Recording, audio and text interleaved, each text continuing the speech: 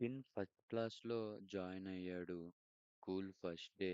టిన్‌కి చాలా ఎక్సైట్‌మెంట్ ఉంది. కొత్త బ్యాగ్, కొత్త బుక్స్, కొత్త క్లాస్ రూమ్. టీచర్ అందరినీ ఒక్కొక్కరు రీడింగ్ చెప్పమని పిలుస్తుంది. స్టూడెంట్స్ ఒక్కొక్కరు కాన్ఫిడెంట్‌గా చదివారు. టిన్ టర్న్ వచ్చింది. టిన్ బుక్ ఓపెన్ చేశాడు. అక్షరాలు చూస్తున్నాడు. కానీ వర్డ్స్ బ్రెయిన్‌లో సెటిల్ అవ్వటం లేదు.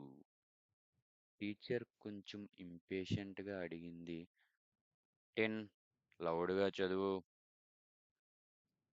టిన్ మౌత్ ఓపెన్ చేశాడు.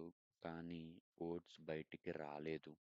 అండ్ టిన్‌కి కొంచెం నత్తి కూడా. క్లాస్‌లో కొన్ని మంది నవ్వారు. టిన్ ఫేస్ కొంచెం రెడ్ అయింది. తన చెస్ట్‌లో ఒక స్ట్రేంజ్ ఫీలింగ్. టీచర్ ఫైనల్‌గా చెప్పింది, ఇంట్లో చదివావా లేదా? టిన్ ఆన్సర్ చేయలేదు. స్కూల్ నుంచి ఇంటికి వచ్చాక ఫాదర్ అడిగారు, ఈరోజు ఏం నేర్చుకున్నావ్? టిన్ సైలెంట్‌గా నుంచున్నాడు. మార్క్స్ బాగున్నాయా? టిన్ స్లోగా చెప్పాడు. ఆ మూమెంట్‌లో ఫాదర్ ఫేస్ సీరియస్ అయింది. ఆ రాత్రి టిన్ రూమ్‌లో కూర్చుని బుక్స్ ఓపెన్ చేశాడు. పేజీస్ చదవడానికి ట్రై చేస్తున్నాడు. కానీ బ్రెయిన్‌లో సెటిల్ అవ్వడం లేదు. టిన్ తన మైండ్‌లో అనుకున్నాడు. ఎంత ట్రై చేసినా ఎందుకు అర్థం కాదు. నేను స్లోనా?